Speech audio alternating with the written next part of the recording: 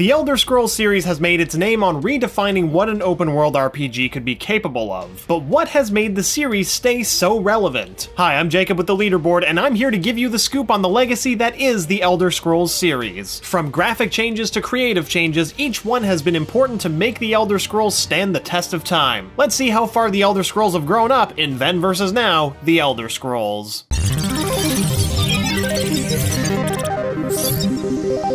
Arena and Daggerfall. It's impossible to talk about the Elder Scrolls series without mentioning the forefathers of the series itself. Ted Peterson, a designer at Bethesda, wanted to make a first-person action role-playing game, and so Elder Scrolls Arena was the first game of the series. Prior to Arena, Bethesda had primarily made sports games and never ventured into the world of RPGs. Peterson, along with fellow programmer Vijay Lakshman, were the ones who launched Arena's development into existence. In its initial development, Arena was not made with the idea of it being an RPG. The core aspect was that the player would have a team of fighters and would travel from city to city to fight in a gladiator-esque arena until they became Grand Champion. However, Peterson admitted that during development, the team started to add side quests, and eventually the side quests became more detailed than the actual arena fights. The side quests became so compelling that Bethesda dropped the arena fights altogether and shifted to making Arena a full-fledged RPG. The arena combat was removed from the game, but then arose the issue that the marketing for the game was already done, with the game being called Arena. Christopher Weaver, the founder of Bethesda, came up with the idea of calling it Elder Scrolls Arena. The words Elder Scrolls were meant to mean Tamriel's mystical tomes of knowledge that told of its past, present, and future. Arena was a hit for Bethesda, and they began development on its sequel, Daggerfall, in 1994. Peterson was the lead developer for Daggerfall, and his main objective was to make the game feel less cliché. The biggest change for Daggerfall was removing its experience point system and rewarded the player for actually role-playing. Peterson noted that he wanted players to feel like they were creating their own Dungeons & Dragons adventures within Daggerfall. Arena has the biggest map of the entire Elder Scrolls series, but Daggerfall was no slouch either. Its map was roughly the size of Great Britain, with over 15,000 towns with a combined 750,000 population. Daggerfall also introduced fast travel into the series as well. Players didn't need to discover the locations first to fast travel, rather they just needed to pay gold in order to travel there. Morrowind. With the success of both Arena and Daggerfall, it was apparent that Bethesda had a hit on their hands. Daggerfall was released in 1996, and the next main entry in the series, Morrowind, wouldn't be released until 2002. One of the biggest changes from Daggerfall to Morrowind was the shift in the creative lead. Morrowind's lead director was the man, the myth himself, Todd Howard. Howard had previously worked on other Bethesda titles, including Daggerfall, but this was the first time he was taken on as the lead of an Elder Scrolls main entry title. Morrowind carried over Daggerfall's choice in encouraging role-playing right from the beginning. Players can choose their character's class based on a list, answer a set of questions, or have it be randomly chosen. However, one of the biggest changes from Daggerfall to Morrowind was the overall scope of the game's world. Howard wanted to reduce the scale of Morrowind's world so the team could focus on creating a more detailed and more immersive environment. Arena and Daggerfall's worlds were primarily made through randomly generated environments, which meant that there was a lot of repetition happening within those environments. Almost all of Morrowind's environmental assets were created by hand and placed everywhere with intent. To help with this movement in graphical fidelity, Bethesda scrapped their old engine entirely and replaced it with a licensed copy of NetImmerse, which was a direct 3D powered engine. Bethesda and Howard were concerned that they had fallen by the wayside as their rivals continued to improve their technology, which was another reason that Morrowind became a much more detailed world. Morrowind takes place in Vardenfall, which is an island in the province of Morrowind. Daggerfall and Arena's locations had heavy European-inspired themes to them, while Morrowind's Vardenfall had an entirely different feeling altogether. It featured different regions that had unique terrains, ranging from mushroom enclaves to huge forests. While Daggerfall and Arena explored more of the world of Tamriel, Morrowind focused primarily on the island of Vardenfall. Due to the game being scaled down, fans had assumed that there might be a multiplayer element to the game. Sadly, this never happened. In fact, Bethesda was adamant that multiplayer would never come to the game. Pete Hines, Bethesda's director of marketing and PR, stated in an interview, "No, not on release, not 3 months after,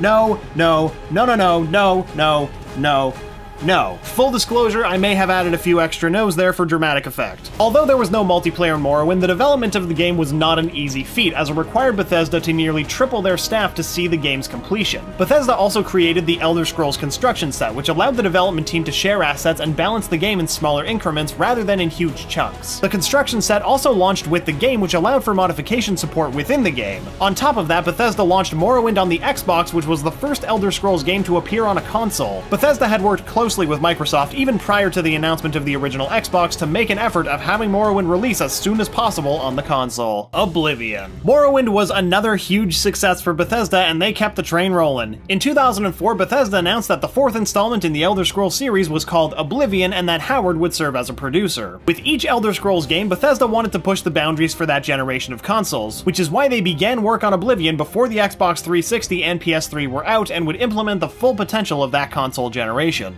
One of the biggest changes to Oblivion was how the development of the AI was handled. Bethesda developed an entirely new program to handle how NPCs and enemies would interact with the player. The program was called Radiant AI, and it was developed in-house to be used across multiple Bethesda titles. Radiant AI was meant to give NPCs their own goals in how they handled conversations, and it allowed for multiple events to branch out based on the dialogue choices. Every NPC also had their own schedule and way of living, which made them feel authentic in the world and not just sitting in the same chair until the end of time, watching adventurers pass through their town blissfully unaware of the absurdly meaningless existence that is their life. The graphical fidelity dramatically improved from Morrowind to Oblivion as well. Bethesda incorporated high dynamic range specular mapping to utilize the best lighting possible within the game. On top of that, they also developed a procedural creation tool which allowed the world to virtually build itself. It was a complex algorithm that allowed for unique terrains and meant that Bethesda didn't have to create everything from scratch. Another improvement in the technology department was the entirely new physics-based engine. Bethesda incorporated the Havoc engine, which allowed for a whole new level of immersion and incredibly silly ragdoll physics, naturally. While previous Elder Scrolls games had some means of fast travel within them, Oblivion was the first in the series to make that phrase a reality. Once a location was discovered, a player could just click that spot on the map and be instantly teleported there, but rather than just being magically teleported there, time would have passed too, as if the player had walked all the way over there. Bethesda wanted to focus on a more narrow storyline with Oblivion, which meant having more focused side quests and not as many filler quests. In Morrowind, there are well over 400 quests in the base game alone. Oblivion had approximately 200 quests in the base game, which showed that Bethesda wanted to focus more on character development rather than an oversaturation of quests just for the sake of having more quests. Morrowind encouraged exploration and had a sense of more laxed freedom, while Oblivion's story had a stronger sense of urgency.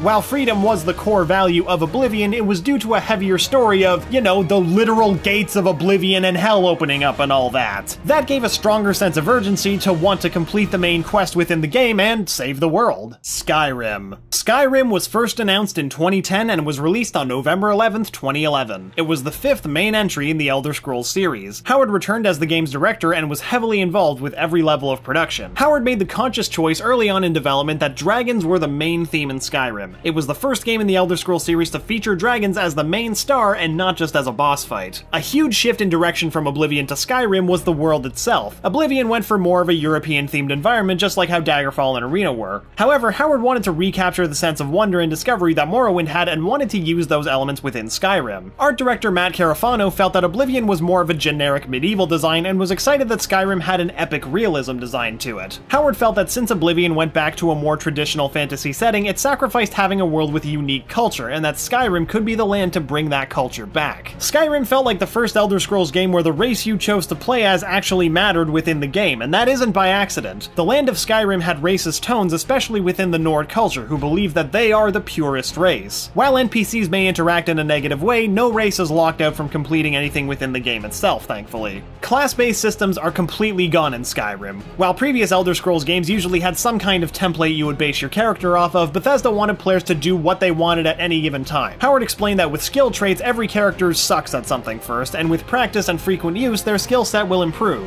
It doesn't matter if they're a wizard or a warrior, they can be experts in magic and wield a giant two-handed sword if they want to. While it is possible to create spells within Oblivion, Skyrim featured dual-wielding magic for the first time in the Elder Scrolls series. This allowed for unique combinations to happen within fights and give a whole new layer to combat overall. The world map of Skyrim is approximately the same size as Oblivion's, however, due to Skyrim's huge mountains, it meant that traveling across the land was much more difficult. The land of Cyrodiil in Oblivion featured much flatter terrain overall. Bethesda also threw out procedural environments and created everything by hand once again. One of the biggest changes to this was that there were dedicated designers for the dungeons within Skyrim. Dungeons in Oblivion and Morrowind were just random assets collected to make a dungeon, whereas Skyrim's dungeons were all designed with purpose and made to feel unique. While the Havoc physics engine and Radiant AI system both returned in Skyrim, there was one new key element made for its development: the engine. Bethesda created an entirely new engine called the Creation Engine. They had to create a new engine because Skyrim was the most graphically demanding game that they had created at that point, just based on the environments alone. One of the biggest improvements within the Creation Engine was its ability to create impressive draw distances, which was needed in a game like Skyrim. Animation within Skyrim was reworked entirely. Howard knew that people enjoyed playing Oblivion in third person and wanted the third person experience in Skyrim to be just as fluid as it is in first person. The overhaul in animation led to the kill cam feature, where certain executions would have the camera zoom out and go slow-mo to show off the kill. To this day, Skyrim is Bethesda's second best-selling game, only behind Fallout 4. It's also the only Elder Scrolls game to have been released for multiple console generations. It was originally released for the PC, PS3, and 360. Since its original release, however, it's been released on the PS4, Xbox One, and Nintendo Switch. Not only that, but it's also been reworked entirely to work within VR as well. The Elder Scrolls has changed dramatically in its over 20 years of existence, and there's no sign of it slowing down. With the 6th Elder Scrolls entry no doubt in development soon, maybe, Todd is kind of a tease that way, it'll be interesting to see what Bethesda has up their sleeves next. Once again, I'm Jacob, and thanks for watching The Elder Scrolls Then vs. Now. What do you hope to see in the next Elder Scrolls game? Do you have a favorite in the series? Let us know in the comments below. Be sure to hit that bell icon to become part of our notification squad, and thanks for joining us at the Leaderboard, your home for video game facts.